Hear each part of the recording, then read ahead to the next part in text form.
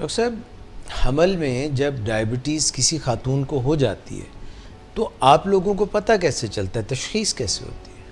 अच्छा, तशख़ीस के लिए इसमें ज़रूरी नहीं कि, क्योंकि वैसे भी हमल के दौरान वज़न बढ़ रहा होता है फीमेल में, बाद लोगों को जो है पानी भी जिस्म में जमा होना शुरू हो सकता है, ठीक है, और यूरिन भी बाज़ का ज़्यादा आता है क्योंकि यूट्रस का साइज़ बड़ा होता है तो वो ब्लैडर पे प्रेशर डालती है तो बार बार यूरिन भी आता होता है। तो इसमें हमने सबसे जो अहम चीज़ है वो देखनी है कि हमने किन लोगों को कब कब देखना है, ठीक है। यानी कि वो फीमेल्स जिनमें रिस्क फैक्टर्स हैं या वो फीमेल्स जिनमें ये शुगर के मसाइल ज़्यादा हो सकते हैं, वो वाली कौन सी हैं, और जिनमें कम चांसेस है वो कौन सी हैं। आइडली तौर पे जब पेशेंट आपके पास आए प्री नेटल विजिट में, फीमेल जैसे गायनोकोलॉजिस्ट के पास आए, तो उसे चाहिए कि वो उसको स्क्रीन आउट कर ले वहीं पे, ठीक है। क्योंकि प्रेगनेंसी में जो हमारा आमतौर पे हम जो HbA1c हम जिसे स्टैंडर्डाइजेशन यूज़ करते हैं, जो हीमोग्लोबिन 3 से 6 महीने के लिए हमें बताता है कि शुगर कैसी है या कंट्रोल कैसा है, हम आमतौर पे उस पर डायग्नोसिस बनाते हैं। क्योंकि प्रेगनेंसी में इसकी इतनी सिग्निफिकेंस नहीं रहती। हाँ, अगर आप फर्स्ट विजिट के ऊपर अगर पेशेंट का HbA1c कर लेते हैं, ठीक है, और अगर वो 6.5 से लेस आ जाता है जी, ठीक है, तो फिर आपने उसको फर्स्ट ट्राइमेस्टर में दोबारा से नहीं देखना, ठीक है, उसको स्क्रीन नहीं करना डायबिटीज़ के लिए। अगर वो 6.5 से ज़्यादा आ जाता है, यानी HbA1c को as a screening test use किया एज ए स्क्रीन आपने प्री नेटल विजिट के ऊपर 6.5 अगर HbA1c आ जाता है या उसके इक्वलेंट आता है या ज़्यादा आता है, तो फिर तो फीमेल को डायबिटीज़ है। अच्छा, उसको होगी प्रेगनेंसी के 100%, मतलब majority of the patient almost, अच्छा, they all will get diabetes. लेकिन वो फीमेल जिनका HbA1c कम आ जाता है, मतलब 4 आता है, 4.5 आता है, तो फिर उनको आपने सेकंड और थर्ड ट्राइमेस्टर में जाके स्क्रीन करना है, दोबारा से करना है। अगर फर्स्ट में आगे वो तो आपको पता लग गया कि अब इसको डायबिटीज़ है। हाँ, वो फीमेल जिनका प्रेगनेंसी से पहले HbA1c हुआ है और वो 5.7 से ज़्यादा है या उसके बराबर है, तो वो females likely to get gestational diabetes in second और थर्ड ट्राइमेस्टर आल्सो। दोबारा कराएं फिर HbA1c सेकंड? फिर हम उसको स्क्रीन करेंगे, वो आगे हम बताएंगे कि कौन कौन से टेस्ट जो है वो हम इनमें कर सकते हैं और सिंपल मेथड क्या है और आगे कैसे करने का, ठीक है, उसको चलाने के लिए। अब ये है कि वो फीमेल जिनका वज़न ज़्यादा हो, ठीक है, ओबेसिटी हो जिनमें, हाँ जी, जैसे BMI अगर 30 से ज़्यादा है, उनमें शुगर होने के चांसेस बहुत ज़्यादा होंगे। उनको हम BMI क्या? बॉडी मास इंडेक्स होता है, इसमें हम वज़न और हाइट को फार्मूले के तहत कैलकुलेट करते होते हैं।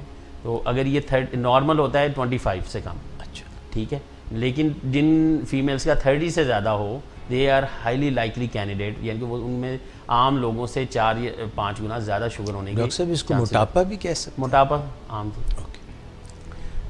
दूसरी चीज़ ये है कि वो फीमेल जिनकी फैमिली हिस्ट्री डायबिटीज़ की है, यानी कि बहन भाइयों में शुगर है, वालदैन में से शुगर है, या फर्स्ट डिग्री रिलेटिव कज़न्स हो गए, ठीक है, खाला हो गई, फूफो होगी, या चाचू या मामू जिनको शुगर है, तो उन फीमेल्स के अंदर भी रिस्क ज़्यादा रहेगा।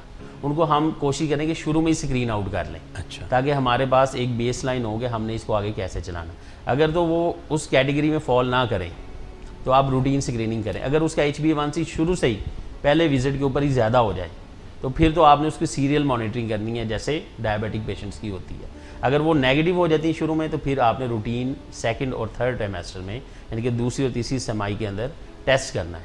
HbA1c नहीं, वो हम उसे कहते हैं ओरल ग्लूकोज टॉलरेंस टेस्ट। वो क्या होता है? ठीक है, वो ये होता है कि उसमें 2-3 मेथड है जिसे हम कर सकते हैं। एक वो मेथड होता है जिसे हम कहते हैं 2 स्टेप मेथड। 2 स्टेप, हाँ, 2 स्टेप्स की सूरत में करते हैं। एक वो होता है जो सिंगल स्टेप मेथड है, यानी कि एक ही तरह से कर लें जी। उसमें जो अमेरिकन डायबिटिक एसोसिएशन है, जो कि इंटरनेशनल इसके लिए रिकग्नाइज्ड है, वो कहती है कि आप 2 स्टेप करें, ठीक है। इवन 1 स्टेप इज़ ईजी, और हमारे कम्युनिटी में ज़्यादातर 1 स्टेप ही लोग यूज़ करते हैं, क्योंकि 2 स्टेप थोड़ा बॉदरसम हो जाता है मरीज़ों के लिए।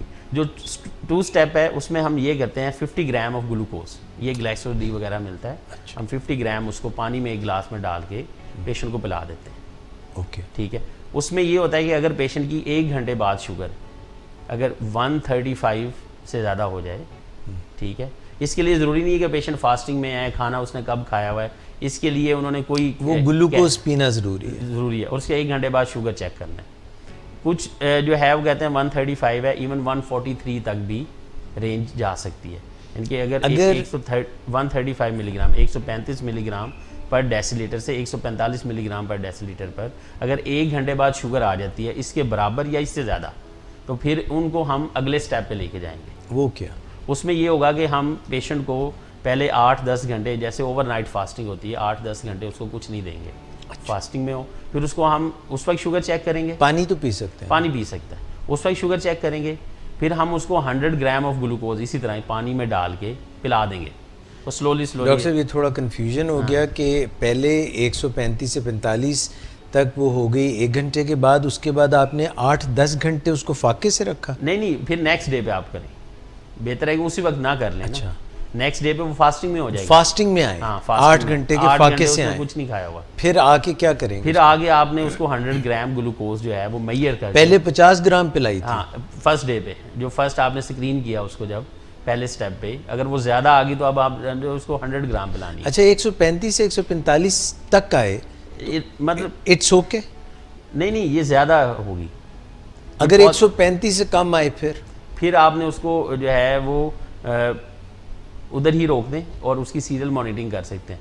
कुछ जो जैसे है अमेरिकन जो गायनोकोलॉजिकल एसोसिएशन है, वो कहती है कि इवन 128 भी ज़्यादा है इसमें, लेकिन जो ADA है उससे भी कम आए? हाँ, उससे भी कम आनी चाहिए 1 घंटे बाद।